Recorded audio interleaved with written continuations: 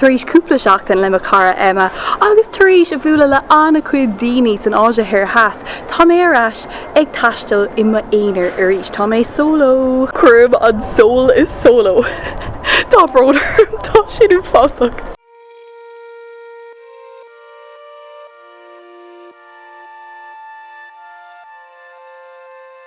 Díomh gacéine agus fáilte go dtí an Corea heas. Tá mé is SEOUL inis ar feadh cúpla lá agus tá sceisiamíní an domhan orm chun áit eile sa domhan íomhaing seo a fheiceáil. Thris mé an seo go SEOUL maidin inné go Honolulu ar maidin tar éis cúpla lá a chaithimh i Hong Kong. Agus mátá simagat an cuairt sin a fheiceáil tá sé ar macanéile le macanéil béarla Kate in the place, so chuirg mé nasc an seo. Agus tá mé ag fannacht in áit íomhaing ar fád darb anam hangdé is sais counter é a bhaineann le daoine tá ag dul go dtí an ollscoil agus mar sin de so tá sé sais óg hippis tóca tá anna chuid caffé glóte agus mar sin de agus is brail ó mé ina cheanta sin tá an aimseir seo íomhaing ar fad tá an tarach ling lads tá an tarach ling agus tar éis anna chuid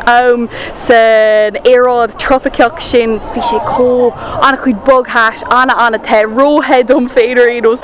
má crackan bocht tá sé seo just fearfa agus is féidir leat na bláhanna fheiceáil so thug mé an metro ar maidin chun dul isteach is SEOUL é féin agus roint rudí bhuiine leis na trasathirí a dhéanamh so tá mé an seo ag Palás déach sa gung ceapam. Bhíos ag irig dul go dtí Palás eile an Palás is cotíanta agus tá anna chuid clú agus cálaigh buinte sin ach tháinig mé ar seo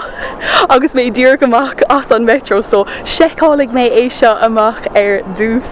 Tá 5 Palás an seo is SEOUL agus is dóiglumm go bhfuil difriochtaí atrathe nachhfuil arolalas a gom go fóil ach beag mé ag fáil amach níl éon tróirí nó tráirí fuama an seo sa ceann seo so tá mé just ag fécint timpeall neadidir an starb bhuiin leis ach tá sé có íomhaing is bralam an talteach seo tá sé anna cosúil leis an méid a bhí feicthe gom sa Taobháin agus Hong Kong go puinte áirtha cuma so just is bralam mé tá sé có difriúil ná an áide thir heas rud ná go malam a bheith mai éonar níl éon aibe gom leis ach de go ná bhualann tú le daoine na brúna hóige agus mar sin de is tócha is cumlum faoi sin, má harlíonn sé tá sé go bra, má na harlíonn sé tá sé go bra cuma ach é Hong Kong agus inis is SEOUL níl na brúna hóige so síalta in chur so tá sé có difriúil agus na daoine just tá siad difriúil tá siad ciún tá siad istíigh iontu féin is tóca beidir go bhfuil fáib leis an teanga agus mar sin de so tá sé anna friúla fad so tar lom agus cíanis conas atá sé ag taisteal solo ag taisteal idir éonar an seo is SEOUL.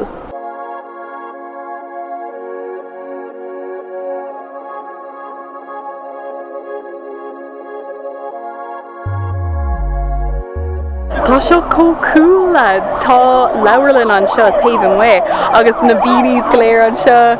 có glóte.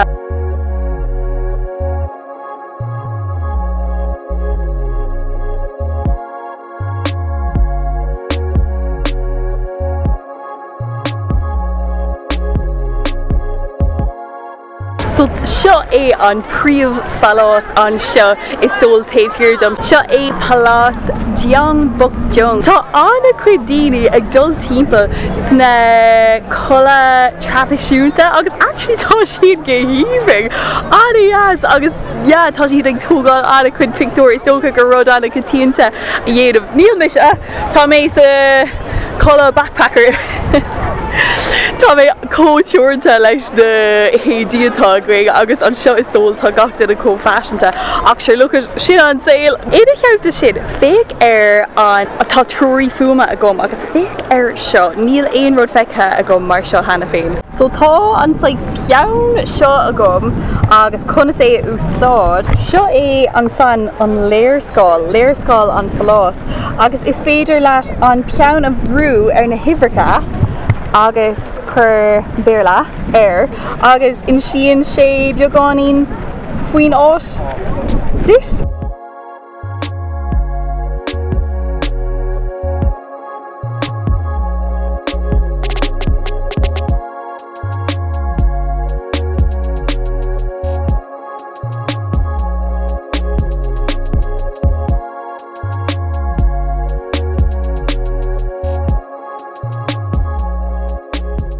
Well tá sé ag dul go magadíon is tá anna cuid le feiceáil an seo.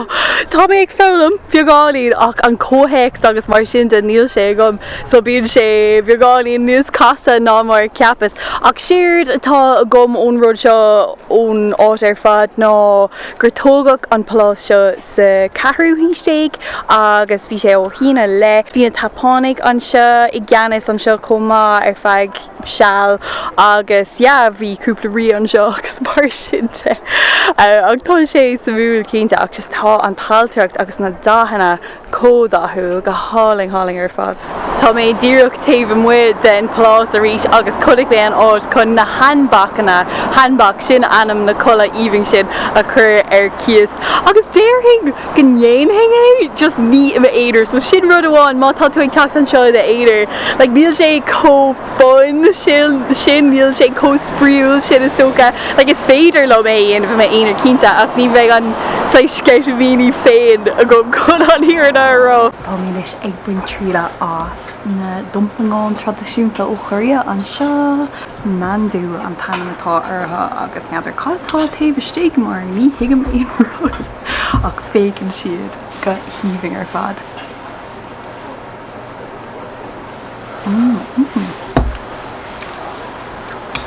Chattá an muicil beidir? Ní mé cinnte. Ach tá sé le ón nniún comá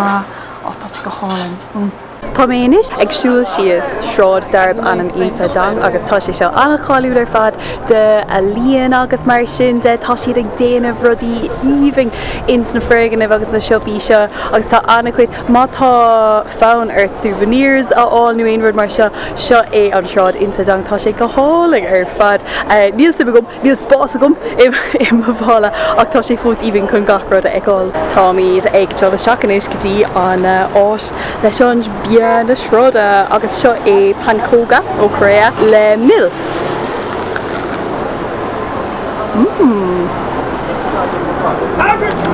Tá canéal an comá tá sé millis. Na stop déirnach i gcóir in nómh seo é ceantar eile darban na miang dang agus tá sé anna trendy anna cool comá na cuid siopaí, caféna agus mar sin de agus mar gan na híthe ceapam na tá mé lád ach déirigh mé dhícail chun rud eile áil solas trism go dtí a bhrú na hóigad ní hairís.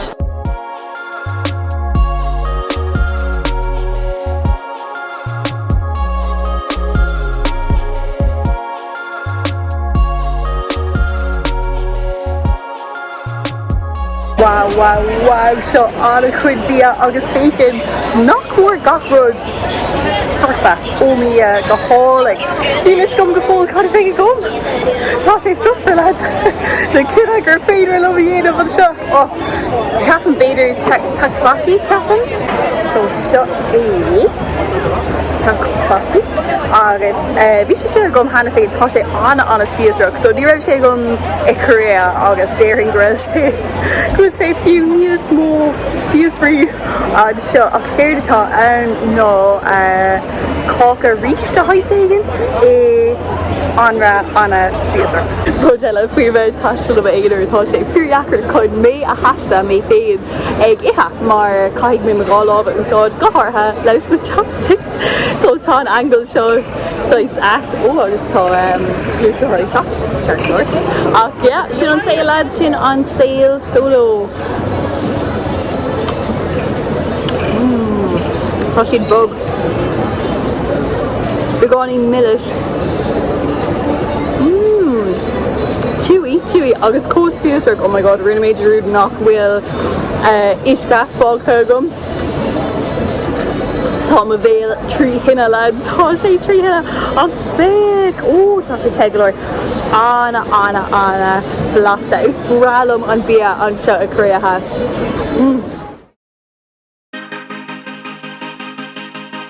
서강대학교입니다. 레스토랑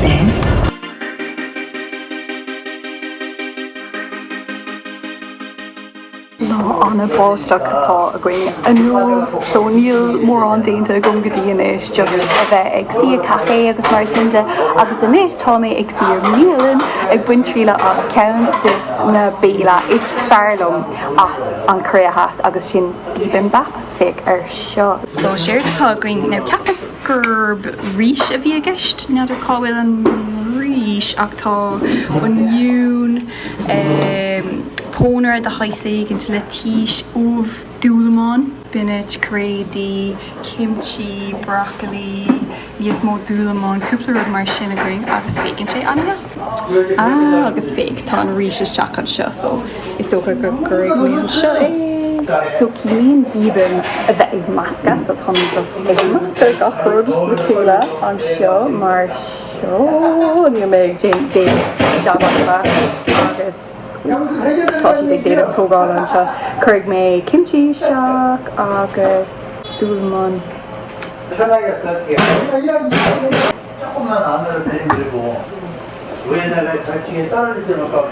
Tá sé rionta go inis go múséim agus tá I'm sure furfa go múséim ach ina cheanta sin bhhailm níos mó a alm faoin coga idir an curia thuig agus curia has so tá ag dul chuig an múséim a bhaineann leis an goga sin.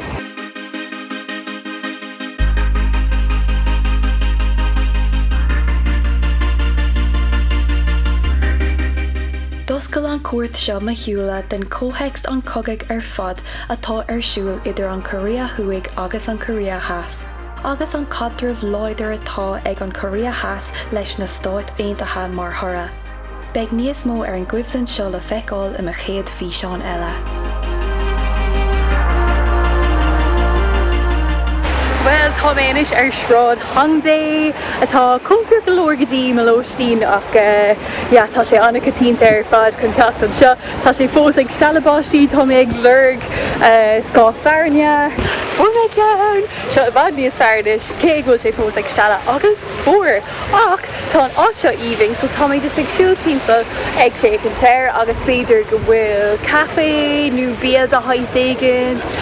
nílas go full ach ihe sacran atá ann so ceapan go bhfuil or go méid sais atmosfér timpeall na háite go léir.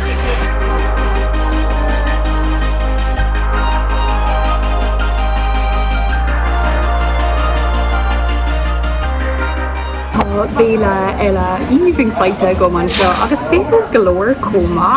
den 6 bia atá gceist tá sé séir go leor so tá seo beidir €5 chuig beidir Siocín atá gceist is rud mór siocín an seo an curia has agus ríis agus garló blasta. Well, cad mé uairclaigh áling an sin I gcuadach darb anam deang mio agus bhí sé anna múlar fad. Bhí sé actually ar onanta gom dul chuig palás éigent ach foréir in nómh an luan agus níl aon rud rilí oscailte ar an luan agus ina cheanta sin bíon tógáil ar siúil an seo sa cuadach seo faoi láthair ach tá trosanna fós ar siúil. Bhí sé sin anna múlar fad. Dála mé anna chuid faoi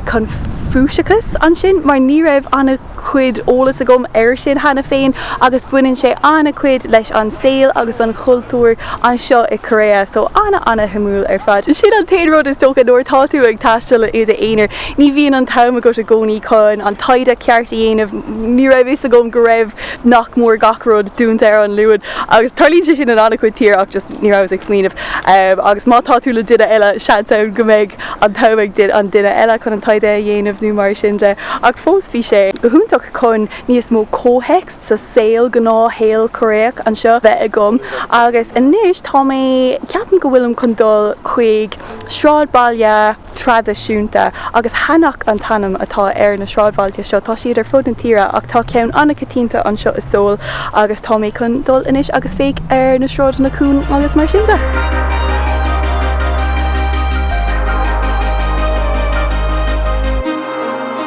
So seo an sráidbhaile gach céine bú teán an tanamatá ar agus tá sé cóglóise an go trasúir seo a clóise mar an géile so tá just chun siúil timpeall agus féic ar na siopí agus mar sinnte.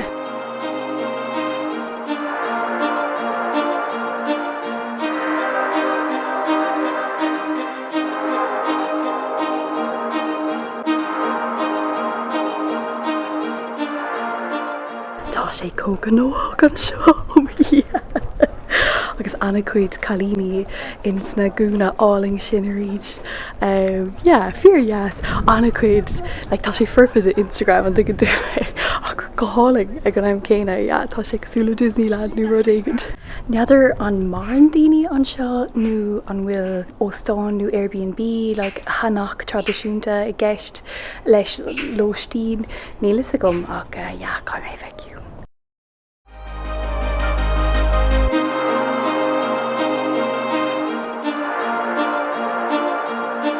Tarlám an tatan se cuaing agus mé ar achtra go dtí an teorann le Corea thuig. Cíigh mé sa chéad eile thu.